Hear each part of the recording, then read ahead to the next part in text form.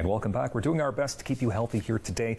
She's got an 80-20 rule that will change your life, I guarantee it, to talk about the striving for a healthy lifestyle. She's a fitness trainer, lifestyle coach as well. Kristen Young joins us. Hello, Kristen. How you doing? I'm good. How are you? Good, good. You're in good shape. You're healthy. You're happy. I'm so glad that you just said that, actually. Yeah? Thank you, Okay. first of all. Is it because you're following your 80-20 rule? It is. So this all kind of started when I turned 30. I'm going to be 33 in February. Okay. And people started saying, like, oh my gosh, you look young. And I was like, actually, yeah, I do look young. And I was kind of tracing it back because I've been in the fitness industry for 7 years. Before then, I was a practical nurse for 5 years. Mm-hmm. And to be honest with you, I don't do extreme diets at all. Like, I like to live and I like to be healthy. Mm-hmm. And I've been kind of observing the fitness industry for the whole time that I've been in it. And now I'm getting to the point where I'm learning, like, what's my secret, like, in a sense, because I find myself to be quite balanced. And it all comes down to the 80-20 rule. And the 80-20 rule has been in history for a very long time with of course. Economics and different things like that. But then when I started to look at how I lived my life, 80% of the time I'm very healthy, whereas 20% of the time I'm not very healthy. Okay. And when it comes to nutrition, I'm so happy that I came after Lori because, you know, the foods that she was talking about are healthy foods that you should be incorporating into your diet 80% of the time, not 100% of the time, because we have to live, right? Yeah. So you find that, is it easy to act this out or live this lifestyle because you're giving yourself that little bit of leeway, I guess, with the 20%? Absolutely. Okay. Because we're human, right? We are human. But you've been a fitness trainer and a lifestyle coach for about 7 years. So how long then have you put this 80-20 rule, have you implemented it with your clients? I would say the last 2 years. Okay. I created a template which is free for the public if they contact me, and it's foods to eat and foods to avoid. So that's the important thing. If you don't know what's healthy, you need someone to tell you, right? Mm-hmm. And then the second template is portion control. So once you take that and you give it to somebody and you say, okay, so 80% of the time, eat these very healthy foods that are going to make you feel amazing and lose weight, and watch your portion control. And then if you want to have chocolate and beer on a Friday night, you can, because there's no extreme. Do you know what I mean? Yeah, no, I totally know what you mean. And so resolutions then, I mean, when you enter a new year, people just want to go full force and just cut out everything. So you're saying, obviously, that's a bad idea. It's a bad idea because does it work for long term? No, like no one's never going to touch a junk food again.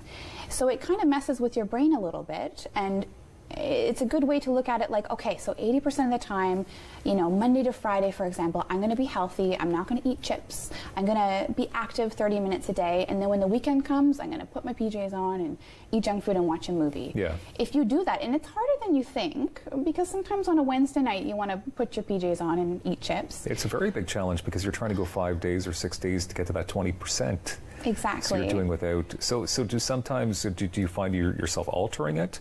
So maybe Monday night you do a little bit on Wednesday, a little bit on Friday. Totally, you can 5%. Totally alter it. Okay. 5%. Yeah. Like on Monday, for example, if on a Monday you ate 80% healthy foods and 20% not healthy foods, the chances are you had, you know, a chocolate bar, but the rest of your day was fantastic. Mm-hmm. That's not going to completely devastate your results. You know what I mean? It's not going to destroy you at all. No. What can you swap out then? Like, what are some foods that, because I'm seeing one example here about like sweet potatoes and white potatoes, you know, that they might be healthy, but you can do healthier perhaps. I'm so glad you asked, Dylan, because that's the key, is swapping out foods that aren't very nutritious for foods that are very nutritious.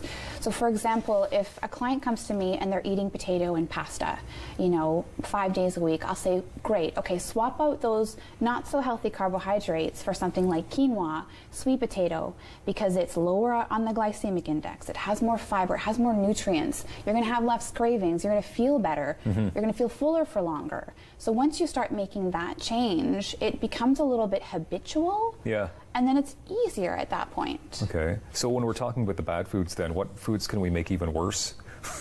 what foods that are bad? That Yeah. What food's good? Hey, if we're going to go 20%, we might as well do it right, I right? love this No. question. You don't have to answer like, that, but things like cheese, right? Yeah. Like cheese is not a health food. Yeah. And these are things that I have to teach people. Things like pasta, things like bread. Like it's absorbed quickly in the body, turns to sugar very quickly, or it's very high in saturated fat.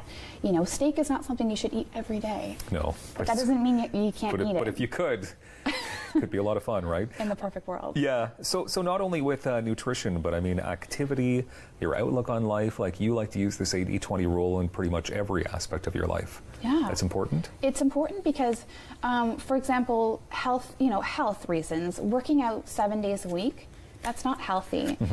Your body does need time to rest and recover.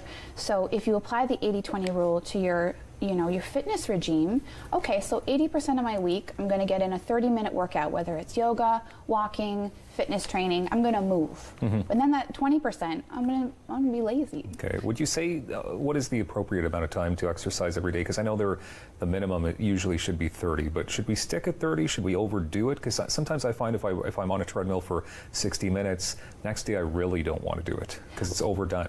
That's a great question, because look at it this way. The doctors say 30 minutes a day. So if on Monday you did 60 minutes, you're good to rest the next day. Okay. You know what I mean? Yeah. It can be like a math equation in a sense. So then Wednesday you can work out again 60 minutes and then take Thursday off. Amazing. But if you're just going slowly, 30 minutes a day is a great start. So those templates can be found at strivingforahealthylifestyle.com? Absolutely. You can contact me and I'll send them to you directly. There's a portion control template and a foods to eat and foods to avoid. So it's a perfect way to get started. Yeah. Just to have that education as to what is healthy. Perfect. And where am I falling short. Thank you very much, Kristen Young, for keeping us healthy. You're very welcome, We appreciate Dylan. your Thank time. you. Coming up, we'll be talking about a very important day next on Daytime.